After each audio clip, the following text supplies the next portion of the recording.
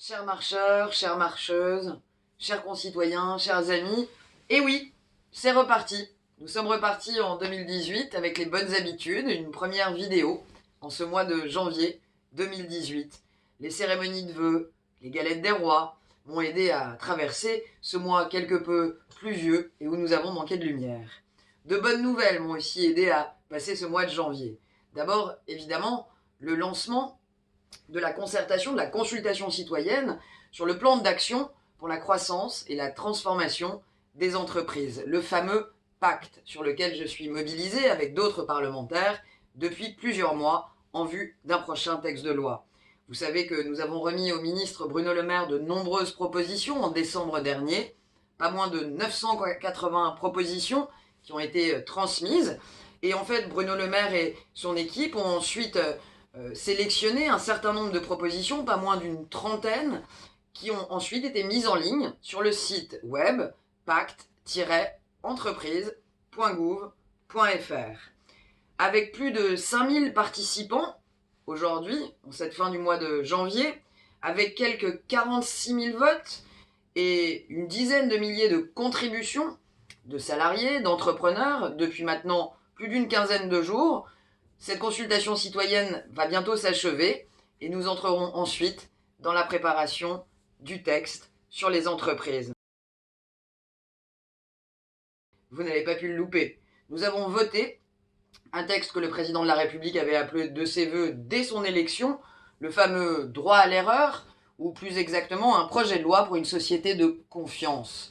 C'est important parce que c'est un texte qui concerne à la fois les usagers du service public, les individus, mais aussi les entreprises. C'est un texte très important qui est très opérationnel pour faciliter les relations avec l'administration, entreprises comme usagers. Et sachez que nous avons voté le mardi 30 janvier ce texte de loi et que ça n'est pas moins de 405 votes qui ont permis l'adoption de ce texte de loi. N'oubliez pas que nous sommes 312 députés de la République En Marche, 350 avec le MoDem. Ça veut donc dire que nous avons réussi à convaincre, au-delà de la seule majorité présidentielle, d'autres parlementaires, d'autres groupes, des oppositions, que ce texte était un texte malin, intelligent pour l'administration et pour les Français. Sur le terrain, parce que nous y sommes toujours, nous avons eu aussi de belles surprises. Une belle surprise dans la circonscription. Le 15 janvier dernier, lorsque le Premier ministre, Édouard Philippe, mais aussi le ministre de l'Éducation et la ministre de l'Enseignement supérieur et de la Recherche, ont choisi notre circonscription, la 12e circonscription, pour venir lancer la nouvelle plateforme Parcoursup pour l'orientation des lycéens et qui remplace APB. Cette plateforme a été lancée au lycée Buffon dans la 12e circonscription. Parcoursup, en un mot, c'est assez simple, c'est le grand frère, c'est le dispositif qui va remplacer la plateforme APB. APB, on le sait, a connu des dysfonctionnements, je ne vais pas revenir dessus. On ne peut pas remettre au hasard l'avenir de nos bacheliers. Et donc Parcoursup, c'est important, c'est une procédure simple, transparente, accompagnée, qui permet aux étudiants d'avoir accès à des informations sur les caractéristiques de chaque formation, qui leur seront proposées post-bac, en ayant accès notamment à des MOOC, en utilisant les outils adaptés à la réalité et aux usages d'aujourd'hui, ceux des lycéens. C'est aussi Parcoursup, le fait que les vœux ne soient plus classés, la possibilité de choisir des vœux multiples pour son orientation, des propositions personnalisées, adaptées au profil de l'étudiant, et aussi, important de le signaler à nouveau, la fin de l'affectation par tirage au sort.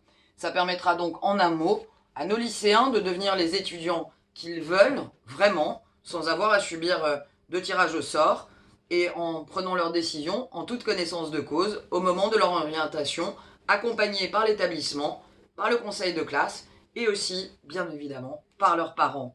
Suite à cette visite surprise du Premier ministre, le 15 janvier dernier, nous avons enchaîné avec une belle réunion publique le 18 janvier, réunion qui était prévue de longue date, organisée par En Marche Paris 15 et sa référente. Cette réunion était sous le signe du plan étudiant et de la réforme étudiante, de la vie étudiante, que nous avons eu la chance, dans ce cadre, de recevoir ma collègue parlementaire Sylvie Charrière, qui est vice-présidente de la commission des affaires culturelles et éducation à l'Assemblée, qui a pris un gros rôle dans cette réforme de la vie étudiante. Et c'était un plaisir de la recevoir dans le 15e pour qu'elle nous parle de ce sujet. À ma grande joie, vous êtes toujours aussi demandeur de ces réunions publiques, thématiques, mais aussi de discussions, comme nous les faisons dans les agoras, au sein de la permanence de la place Breteuil. Sachez que c'est évidemment toujours un plaisir de vous y retrouver, de répondre avec peps et précision à vos questions et à votre curiosité. Je vous invite d'ailleurs à me laisser en commentaire sous cette vidéo les thèmes qui, selon vous, mériteraient une réunion publique, soit parce qu'on en parle trop, soit parce qu'on n'entend pas assez parler. C'est aussi ça, la méthode de concertation d'En Marche. J'ai aussi vocation à m'exprimer sur des thèmes que vous estimez importants. Peu importe, je dirais, l'agenda gouvernemental. Vos sujets de préoccupation doivent être mes sujets d'expression.